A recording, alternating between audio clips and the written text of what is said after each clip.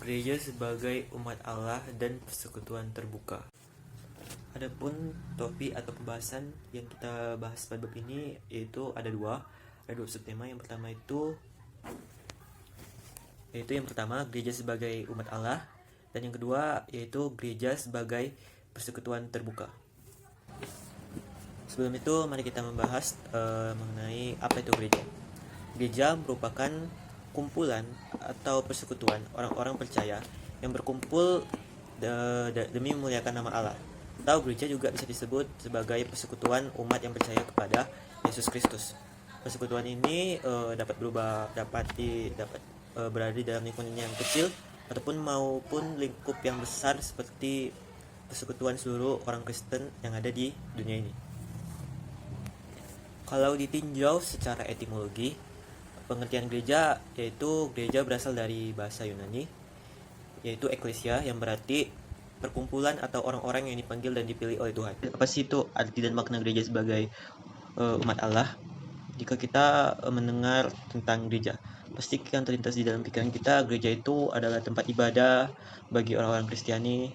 Gereja itu sebuah gedung atau kumpulan orang yang secara spontan gereja dihubungkan dengan gedung tempat orang Kristiani beribadat untuk merayakan Ekaristi, melangsungkan doa-doa. Jadi apa sih sebenarnya gereja itu? Gereja itu kan dibilang persekutuan. Jadi gereja itu merupakan persekutuan orang-orang percaya kepada Yesus. Jadi gereja itu sebenarnya bukan hanya tempat untuk beribadah, akan tetapi gereja itu adalah bagaimana hidup kita atau persekutuan kita di tengah-tengah umat Allah. Dalam bahasa Yunani, kata eklesia bisa berarti rapat, sidang, perkumpulan, atau berkumpul. Dengan kata lain, kata eklesia sebagai asal mula kata gereja berhubungan dengan orang-orang yang berkumpul. Akan tetapi, konteks dalam agama Kristen, yaitu orang-orang berkumpul itu memiliki kekasan karena mereka dipersatukan oleh iman yang sama, yaitu iman kepada Yesus Kristus.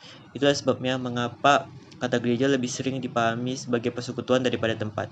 Meskipun dalam berkembang selanjutnya gereja juga diartikan sebagai tempat bersekutunya orang-orang yang beriman kepada Yesus Kristus. Maka itu kata eklesia atau gereja dipakai sebagai kata yang berarti jemaat atau umat Allah yang dipanggil secara khusus.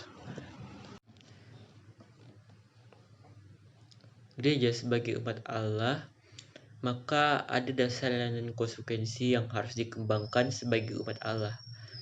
Tidak ada lagi terbedakan mana mereka yang tertasbis maupun non-tertasbis.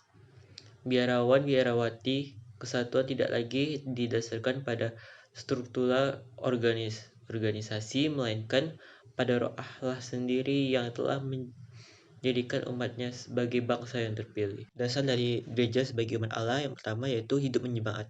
Pada dasarnya merupakan hakikat gereja itu sendiri. Sebab hakikat gereja adalah persaudaraan dan cinta kasih seperti yang dicerminkan oleh hidup jemaat perdana. Kedua, perlu disadari bahwa hidup menggereja atau menjemaat ada banyak karisma atau karunia yang tumbuh dan berkembang di kalangan umat yang dapat dilihat dari adanya yang diterima dan digunakan sedemikian rupa demi kekayaan seluruh anggota gereja. Yang ketiga, dalam hidup menjemaat, kita semua memiliki martabat dan tanggung jawab yang sama secara aktif. Hal ini terlihat sesuai dengan fungsi masing-masing. Hal ini diperlukan agar kita dapat bisa membangun kehidupan menjemaat dan memberi lebih banyak kesaksian kepada masyarakat di sekitar kita. Sedangkan konsekuensi dari gereja sebagai umat Allah yaitu yang pertama, konsekuensi sebagai pimpinan gereja, yaitu menyadari fungsi pimpinan sebagai fungsi pelayanan, dan pimpinan itu bukan di atas umat tetapi di tengah umat. Yang kedua, harus peka untuk melihat dan mendengar karisma dan karunia-karunia yang bertumbuh di kalangan umat. Yang kedua, ada konsekuensi bagi setiap anggota umat, yaitu menyadari dan menghayati persatuannya dengan umat lain. Yang kedua yaitu aktif dan kehidupan mengumat, menggunakan segala karisma, karunia, dan fungsi yang dipercayakan kepadanya untuk kepentingan misi gereja di tengah masyarakat. Yang ketiga, ada konsekuensi bagi hubungan awam dan hierarki, yaitu paham gereja sebagai umat Allah jelas membawa konsekuensi dalam hubungan antara hierarki dan kaum awam. Kaum awam bukan lagi pelengkap, akan tetapi mereka itu adalah partner hierarki. Awam dan hierarki memiliki martabat yang sama, hanya berbeda di dalam hal fungsi. Pada intinya, kita masing-masing dipanggil untuk melibatkan diri secara penuh dalam kehidupan umat Allah, melibatkan diri Berarti terlibat dalam hidup menjemaat. Artinya kita sama-sama terlibat dalam hidup persekutuan yang dihidupi oleh kasih. Bukan hanya kuasa dan wewenang, akan tetapi kasih menjadi dasar dan sarana yang menyatukan kehidupan menjemaat.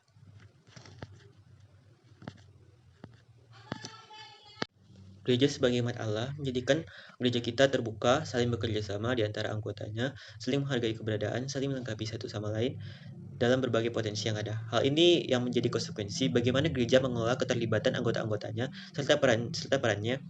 Oleh karena itu, masing-masing dari kita, baik yang tertahbis maupun tidak tertahbis, perlu menyadari bahwa dan menghayati bahwa panggilan hidupnya itu sesuai dengan karunia dan karisma yang diterima akan pentingnya nilai persatuan dan kesatuan di dalam umat Allah. Dan keterlibatan dan kerjasama semua anggota umat Allah dapat menjadi daya dorong yang penting untuk tumbuh dan berkembang membawa gereja sebagai sakramen keselamatan. Paham gereja sebagai umat Allah ini membawa konsekuensi dalam hubungan antara hierarki dan kaum awam. Kaum awam bukan hanya sebagai pelengkap, melainkan partner hierarki. Awam dan hierarki memiliki martabat yang sama. Hanya saja fungsi keduanya berbeda. Fungsi keduanya saling melengkapi dan bekerja sama. Dan mari kita masuk kepada topik pembahasan yang kedua, yaitu gereja sebagai persekutuan umat yang terbuka. Gereja adalah persekutuan umat Allah. Dalam persekutuan umat itu, semua anggota mempunyai martabat yang sama, memiliki fungsi yang berbeda-beda, dan semakin terbuka dan terlibat untuk mewarnai dunia. Gereja hadir dan berada untuk dunia, kegembiraan dan harapan, duka kecemasan orang-orang zaman sekarang, terutama kaum miskin dan siapa saja yang menderita dan tertindas, merupakan kegembiraan dan harapan dan kecemasan murid-murid Yesus. Sebab persekutuan murid-murid Kristus terdiri atas orang yang dipersatukan dalam Kristus, dibimbing oleh Roh Kudus dalam perjalanan menuju Allah. Sebab persekutuan murid-murid Kristus terdiri atas orang-orang yang dipersatukan di dalam Kristus, dibimbing oleh Roh Kudus dalam perjalanan menuju Allah Bapa. Semua murid Kristus telah menerima warta keselamatan untuk disampaikan kepada semua orang, menyejahterakan umat manusia, dan setiap anggota mendapat tugas berdasarkan potensi dan kemampuannya bagi terciptanya tata dunia yang lebih baik. Gereja pada zaman sekarang harus memiliki dan harus menjadi persekutuan yang terbuka, dan perlu disadari pentingnya keterbukaan. Bukan hanya keterbukaan terhadap sesama dalam iman dan keyakinan, melainkan keterbukaan terhadap agama lain. Artinya, kita membuka berbagai kemungkinan dialog dan kerjasama yang baik dengan segala pihak yang berjuang dan bekerjasama dalam menumbuh dan mengembangkan realitas sosial sebagai milik bersama. Dialog kehidupan dan karya yang menyikapi persoalan-persoalan kemanusiaan dan sosial kemasyarakatan demi memajukan kita semua sebagai manusia ke taraf yang lebih manusiawi dan luhur. Panggilan gereja yang utama ialah menjadi utusan Kristus untuk menampakkan diri dan menyalurkan cinta kasih Allah kepada semua orang dan segala bangsa. Tugas perutusan ini ialah tugas seluruh umat Allah, masing-masing sesuai kemampuannya, baik kaum hierarki maupun kaum awan, serta biara-biarawati, mendapat tugas perutusan yang sama. Persekutuan umat Allah harus menampakkan karya keselamatan Allah di dunia ini. Secara singkat dapat dikatakan bahwa gereja menjadi tanda dan sarana atau sakramen keselamatan bagi dunia.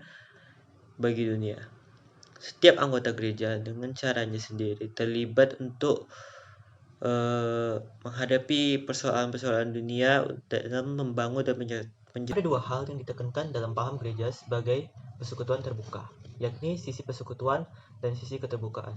Munculnya paham gereja sebagai persekutuan umat Allah disebabkan oleh paham dan penghayatan gereja institusional yang berkembang sebelum Konsili Vatikan II, yang lebih menekankan sisi institusi dan juga struktur hierarki piramidalnya. Gereja institusional sangat menonjol dalam hal yang pertama itu organisasi yang berstruktur piramidal atau tata terapi, kepemimpinan tertabis atau hierarki, dan yang ketiga ada itu hukum dan peraturan, itu untuk menata dan menjaga keberlangsungan suatu institusi. Yang keempat ada sikap agak tertutup, gereja merasa sebagai satu-satunya penjamin kebenaran dan keselamatan. atau bisa juga disebut dengan extra ecclesiam nulla salus.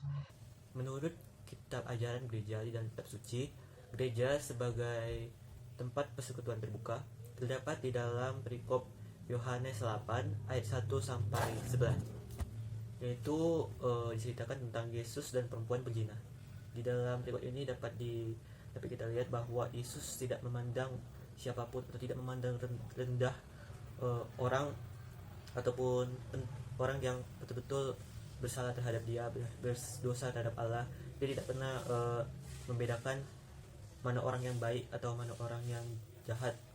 Tuhan Yesus selalu menolong baik orang yang baik maupun orang berdosa. Begitu juga lah gereja sebagai persekutuan terbuka, itu bersifat terbuka bagi setiap orang, baik orang yang miskin, yang kaya, tahu orang yang dari berbagai macam latar belakang, orang yang miskin, terhina atau tertindas. Ya, gereja sebagai persekutuan terbuka harus bisa menjadikan Yesus sebagai teladan di dalam kehidupan menggereja. Dari ayat ini dapat kita simpulkan bahwa Yesus mengajak selalu umatnya untuk tidak memandang sebelah mata orang lain. Yesus selalu mengajarkan kita untuk saling menghargai satu sama lain, dan Yesus juga mengajarkan kita untuk selalu berbuat kasih dan berbuat kebaikan serta mengampuni semua orang yang bersalah kepada kita atau berdosa kepada kita. Tuhan tidak menginginkan umatnya jatuh ke dalam dosa, akan tetapi Tuhan selalu ingin umatnya agar umatnya itu bisa terbebas dari yang namanya dosa. Gereja sebagai persekutuan umat mau menunjukkan, yaitu yang pertama, hidup persaudaraan karena iman dan harapan yang sama. Persaudaraan yang di sini yaitu persaudaraan kasih. Yang kedua, keikutsertaan semua umat dalam hidup menggereja, bukan hanya saja hierarki atau biarawan yang harus aktif, akan tetapi seluruh umat. Yang ketiga, hukum peraturan memang perlu, tapi dibutuhkan pula peranan hati nurani dan tanggung jawab pribadi.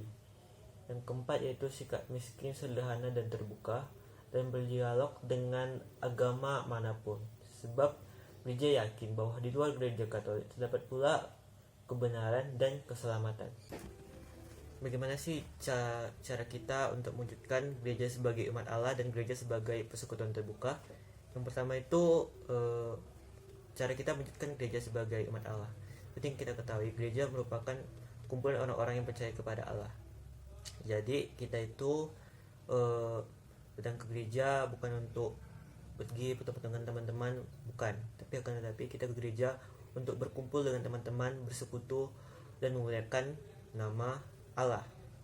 Yang kedua itu dalam setiap pelayanan di gereja, Allah mengumpulkan orang-orang yang percaya kepadanya sehingga membantu mereka untuk menjalin hubungan persekutuan dengan umatnya yang lain demi memuliakan namanya. Pertama itu dan yang ketiga itu hidup persaudaraan karena iman dan harapan.